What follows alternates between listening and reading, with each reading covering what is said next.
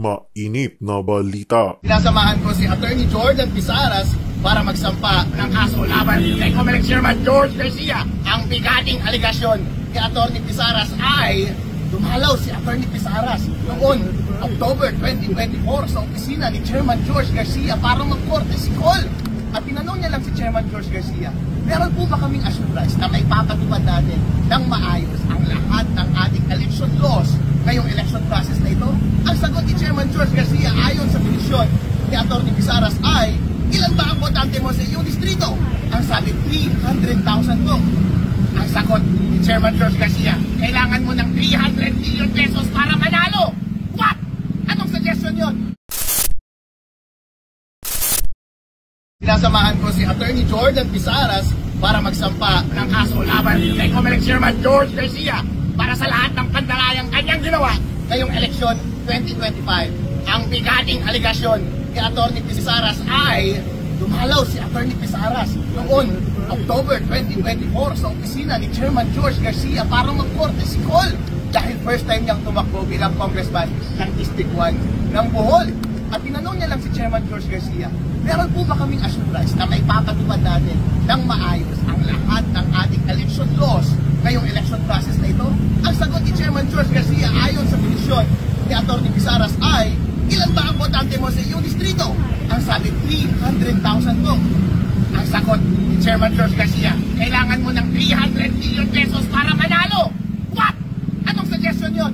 Ibig sabihin ba nangingi ka ng 300 million pesos para maipanalo mo si Attorney Pisaras bilang congressman ng District 1 ng Bohol? Naniniwala po si Attorney Pisaras na itong kalakaran na ito ng Comelec ay widespread sa buong Pilipinas at ginawa nila sa mga kandidato noong nakaraang eleksyon.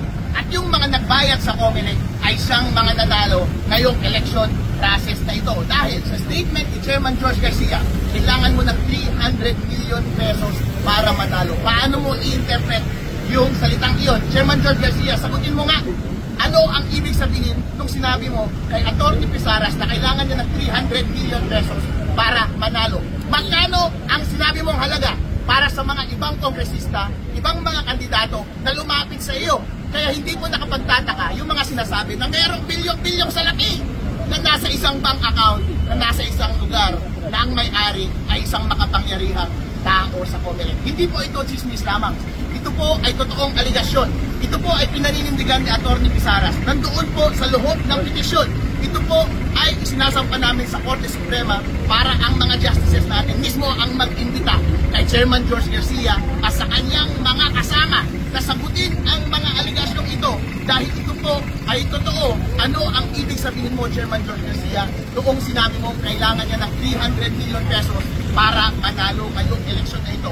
Kasama po dyan yung maling paggamit ng Comelec ng version na software doon sa automated counting machine. Ito ba yung paraan para isagawa ninyo yung gaya na inyong ginawa? Ang na-audit po ay version 3.4. Bakit nyo ginamit yung version 3.5? Nandun ba sa version 3.5 yung gaya na inyong in-implement? Ganon din po ang maling pag-implement ng Comelec pagdating sa transmission ng mga election results mula doon sa automated counting machines papunta sa mga servers. Ang sabi po ng batas, diretso dapat mula sa automated counting machines papunta sa mga servers ang resulta ng eleksyon. Pero sabi mismo ni Chairman George Garcia na dumadaan muna pala sa data center 3 yung mga resulta ng automated counting machine. Therefore, namamanipulate po yung data sa gitna. Hindi po sinunod yung batas. Chairman George Garcia, sagutin mo po ulit ito. Ito po ba ay ulit ang inyong paraan para isagawa ang pandaraya noong nakaraang eleksyon? Chairman George Garcia, kailangan nyo pong sagutin lahat ng ito dahil lahat pong aligasyon na ito ay seryoso po. Kailangan nyo pong sagutin para sa susunod na eleksyon, hindi na po ito mangyari ulit. Ipinapasa na po namin sa inyo ang bola. Ang sagot na lang po ay nasa inyong bunganga. Sabihin nyo na lang po ang totoo dahil wala na kayong ligtas. Seryoso na po kami. Papanagutin po namin kayo sa Supreme Court. Kasama po sa prayer namin na ipanispa Chairman George Garcia dahil garapalan po ang ginawa nilang mga paraan ngayong nakaraang eleksyon na ito. Sino po ba ang responsable sa pagsasagawa ng maayos na eleksyon? Hindi po ba ang Comelec, ang Commission on Elections? Sino po ang nagpo-compose ng Commission on Elections? Mga commissioner na pinapangunahan ni Chairman George Garcia. Siya ang nagdidepensa ng mga palisiya na kanyang isinagawa. Meron mang taong dapat managot sa prosesong ito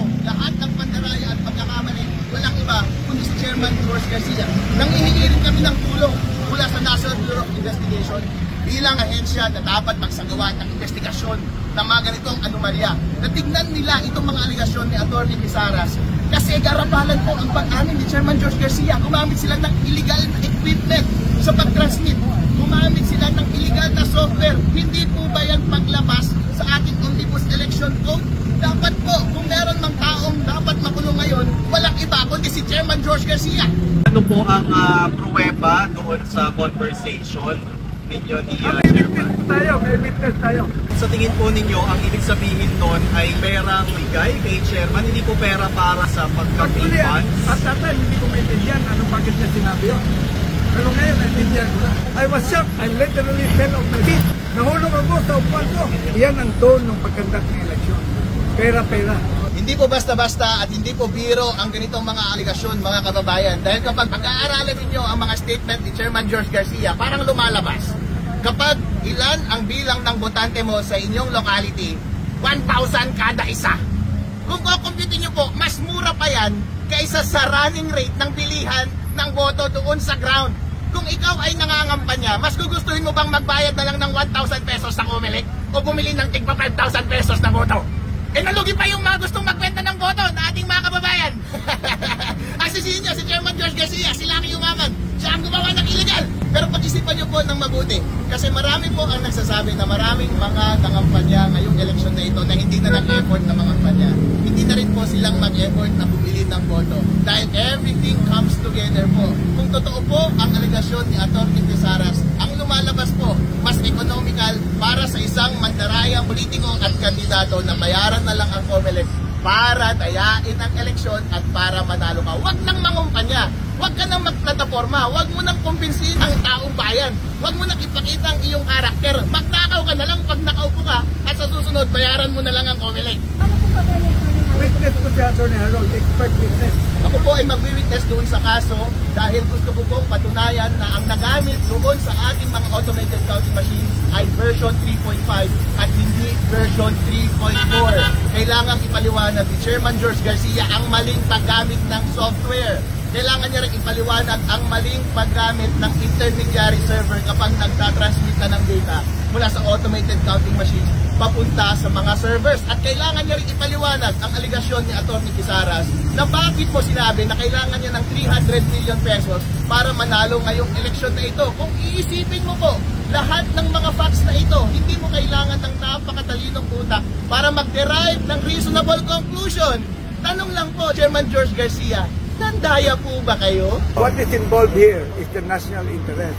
The right of every Filipino to elect their officials. Ngayon, wala nang ganon. Bahit na lang sa sino binabayaran. All of a sudden, lumabas na lang. Elected official na. The evidence wala. Irresponsible people should be fined. Definitely, maraming irregularities na na-observe. Number one, yung maling paggamit ng software. Number two, yung paggamit ng intermediary servers na labag sa batas. At yung number three, yung allegation ni Atty. Pisaras na sinabi ni Chairman George Garcia sa kanya na kailangan mo ng 300 million pesos para manalo. Hindi po ito, suggestion po ba iyon ng right? Lahat po ito ay nag-lead sa conclusion ng isang ordinaryong tao na merong modus operandi ang Comelec sa pagsasagawa nila ng malawakang daya noong nakaraang eleksyon.